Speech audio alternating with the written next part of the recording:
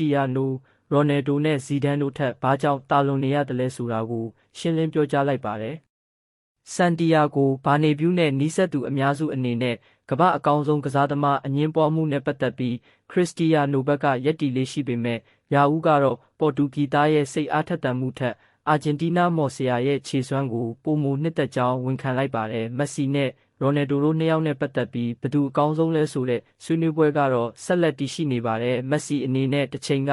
ရီယယ်မက်ဒရစ်အသင်းအတွက်အဓိကချိန်ချောက်မှုတစ်ခုဖြစ်ခဲ့ပြီးပြိုင်ဘက်ဟောင်းရိုနယ်ဒိုနဲ့အတူမမေ့နိုင်စရာအားပြ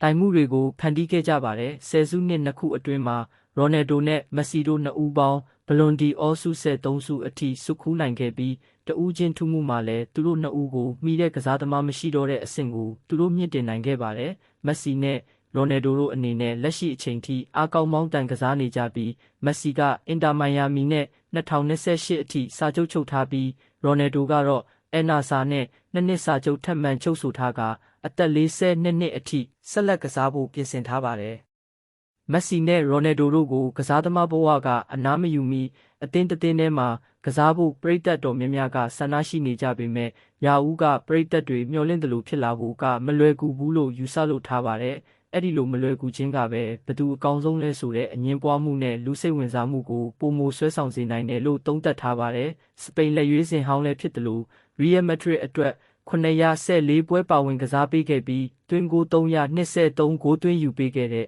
ရီယယ်တိုက်စစ်မှုဟောင်းအနေနဲ့သူ့ကစားသမားဘဝမှာဒိုကြ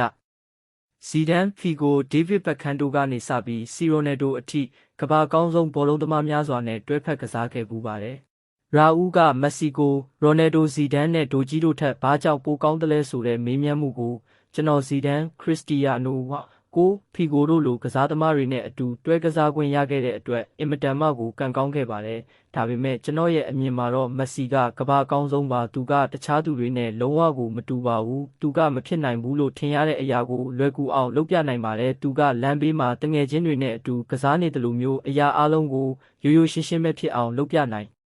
သူပါလို့ဆိုခဲ့ပါတယ်။ရာဦးကဆက်လက်ပြီးဘာစီလိုနာရဲ့လာမာစီယာအကယ်ဒမီထွက်လာမိုင်းရမယ်နဲ့ပတ်သက်ပြီးအနာဂတ်ဘောလုံးလောကကိုစိုးမိုးမဲ့ကစားသမားဖြစ်လာနိုင်ကြောင်းဝန်ခံခဲ့ပါတယ်။အသက်15နှစ်အရွယ်ကလေးကစီနီယာအသင်းနဲ့စတင်ကစားခဲ့တဲ့ဆယ်ကျော်သက်ကစားသမားလေးရဲ့ခြေစွမ်းကိုရာဦးကအတော်လေးကိုသဘောကျလို့နေပါတယ်။လက်ရှိမှာအသက်18နှစ်ရှိပြီဖြစ်ပြီးလာလီဂါနဲ့ယူရိုဖလားတို့ကိုစုခူးထားပြီး2025ဘလွန်ဒီအောမှာဒုတိယနေရာရရှိခဲ့ပါတယ်။ရာမယ်နဲ့ပတ်သက်ပြီးရာဦးကသူကအရေးပါတဲ့ကစားသမားတစ်ယောက်ဖြစ်လာမယ်ဆိုတာကျွန်တော်တို့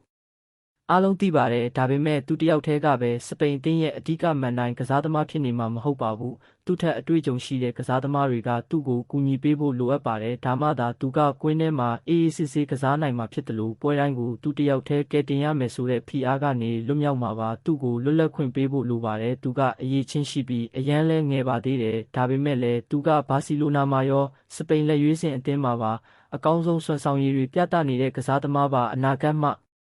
ဒါတော့မက်ဆီထက်ပိုများတဲ့ရွှေဘောလုံးဆုတွေရလာနိုင်ပေမဲ့လက်ရှိအခြေအနေမှာတော့မက်ဆီရဲ့လောင်းရိပ်အောက်ကလွတ်မြောက်ဖို့ခက်ခဲတဲ့အခြေအနေမှာပဲရှိပါသေးတယ်လို့ပြောကြားခဲ့ပါတယ်။မက်ဆီခရစ္စတီယာနိုရိုနယ်ဒိုနဲ့လာမိုင်းယာမယ်တို့နဲ့ပတ်သက်ပြီးရာဦးရဲ့မှတ်ချက်အပေါ်မိတ်ဆွေတို့ရဲ့အမြင်လေးတွေရှိရင်လည်းဆွေးနွေးပြပါအောင်။